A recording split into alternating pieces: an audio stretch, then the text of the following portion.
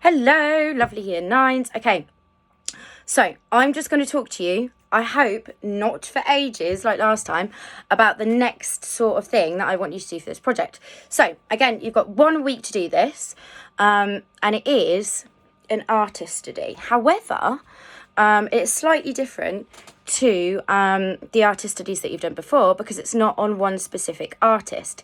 It is on a sort of virtual exhibition. So it sort of follows the same kind of structure as you've used before, but it is slightly different. So that's why I'm making this to talk you through it. I did want to make a link too in the future. So when you're in sort of like towards the end of year 10 and year 11, you'll start to get your source inspiration from other places as well as artists. And other sources are just as valid. In fact, it shows that you're really thinking about things more. So trying something like this out will be a good sort of, a good little practice for you. Okay, so I'm just going through the slides so I can sort of, hopefully it will make sense more. So you're going to be writing about this exhibition called At Home. And it was sort of run by the National sort of sixth form college kind of group. So loads of sixth form colleges took part, and they had to take photographs. That there is a few pieces of artwork, but I want you to focus on the photographs. That's really important because this is a photography project. So yeah, they needed to take pictures that reflected the theme of being at home in lockdown and isolation. Okay, so click on the link on slide 2 and just have a little look through all of the photos. Read the little bit of information that I've put there as well, and just start to have a look at the different things that people have come up with. Then on slide 3, I have sort of adjusted how you do an artist study, but for an exhibition. So at the top it says artist name. You wouldn't put the artist name because there's loads of artists. You would just put the name of the exhibition. Then it says artist biography. Now here you put a bit of information about the exhibition. So I've actually included that on the slide before, so you can just pick out what you think is interesting and put it in that little biography section. Then you need to pick at least 3 photos that you really liked from the exhibition.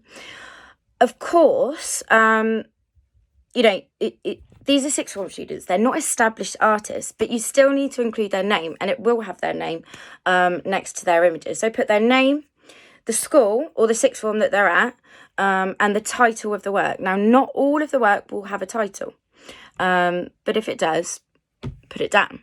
Then for each of those 3 images, you need to annotate them. You need to analyze them. You need to write your thoughts on those images. Okay, so there is a lot of stuff to learn about photography, but what I've tried to do is, this is a short project. I'm trying to really simplify it for you. So I've introduced a few key terms that you might want to use when you're writing about your 3 different photographs. This is just touching the surface of like key photography terms. So if you maybe know some more, add those in. Also, a lot of the terminology that we use in art is transferable to photography. For example, composition, the way that you can pose a piece of art, like a painting, you can apply that to photography as well. So I've got a few little things here to help you. There's sort of this slide that says, how do I analyse a photographer's work? And there's some sort of key questions there. So you can answer those when you're writing about your 3 different images, okay? Then at the bottom of that slide, there's a number 4 and it says relate to your own artwork. So it's always important when you're analysing something to think, how could this influence me? Why do I like it? What techniques about it might I like to try in the future? And get that down on paper as well. Then I've included the usual sort of, help sheets for artist research, because as I said before, it is transferable, and a lot of the words that we do use in art, you can use when describing photos as well. So you can think about colour, obviously. You can think about space, how they've composed it, all of that sort of stuff.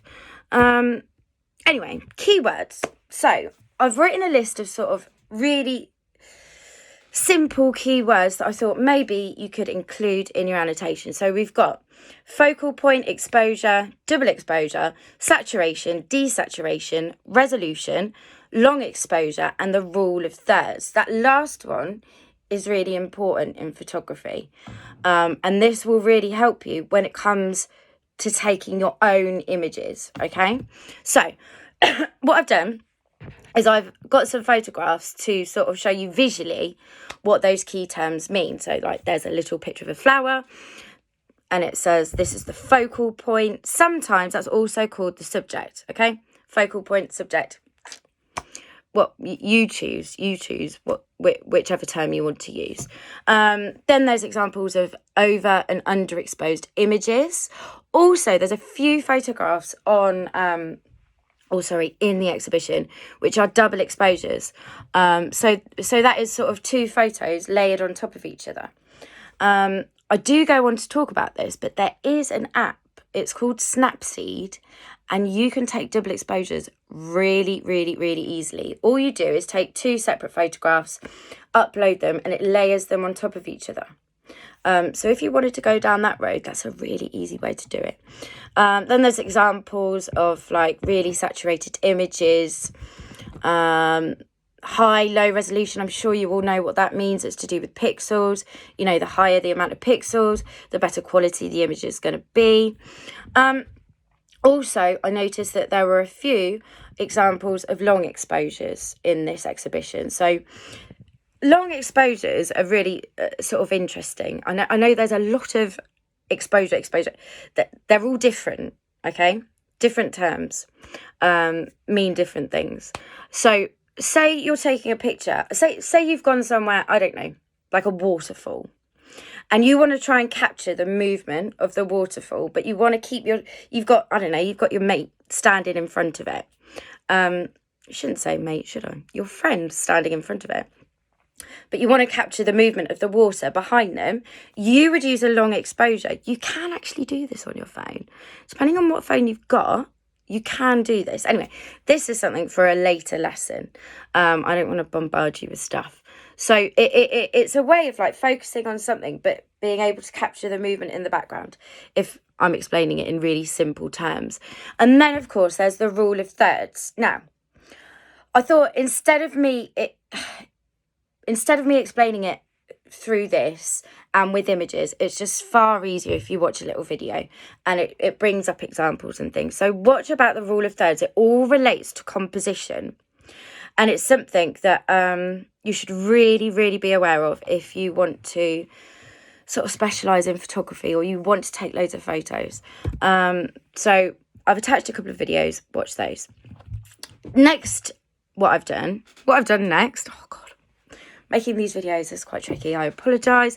So, yes, I have picked 3 photos from the exhibition and just given a really sort of like brief explanation of maybe what I would do if I had picked those photos. So, task 2 is your own response. So, just like you would with a normal artist study, you need to respond to your favourite images. So those 3 images, you need to then go away and take photos in response to those, okay? So just to give you a little example, this video is turning out to be quite long. I'm really sorry. I just don't want anyone to be confused. So, and hopefully I'm not confusing you. I've picked, my favourite one is this one of the little baby with the reflections of the street.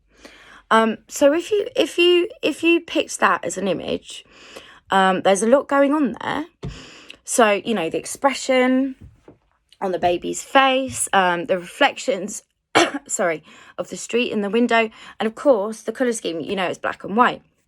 So if you decided to choose that photo, you might concentrate on taking photos of reflections. So you could use water, glass, mirrors, etc., things like that. So that might be, the thing that you're taking from this photo, reflections, and you're then going to go and take some of your own photos using the whole concept idea of reflections. It might be that you really like that the image is black and white, so you might then go and take a load of black and white photos. Or you might be really interested, because it is quite a powerful expression that the baby's got on their face. So you might want to go and take a load of sort of, photos of people in your household with similar expressions. I don't know. It's up to you how you choose to respond. You're not copying it. You're taking an element of it that you think is really interesting or has drawn you to choose that photograph, and then you're using that element to then take a photo of your own. Then I've chosen an example of double exposure. So that's those two images layered on top of each other. What have I put here? Okay, so again, there's loads to consider. The portraits are black and white, but they contrast with the slightly coloured sunsets in there. The direction of the model isn't like a typical sort of model pose. They're sort of, I don't know, they're obscure in a way. What have I put here? So you could try something similar. So you could take your own portraits, and then I wonder if they've chosen the background of sunsets and beaches because they're longing to go there. They were longing to be somewhere else. So it might be that you took a load of portrait pictures, and then, you can just find images off the internet when you're doing double exposures as well. You don't have to, obviously, because we can't all go to the beach and take photos of the beach. So you can just use images that you found off the internet. But I don't know, your place might be a theme park, or I don't know, what's a happy place? I'm trying to think. All I can think about is a theme park. But anyway, I don't know, a mini golf course. So you'd find a picture of your sort of happy place and then layer it with a portrait. And you can do this, as I said before, with that app called Snapseed. Perhaps if you don't have the option to download apps and things, you would go in a different direction. There's so many different ways that you can go with this project. There's so many different images to take inspiration from.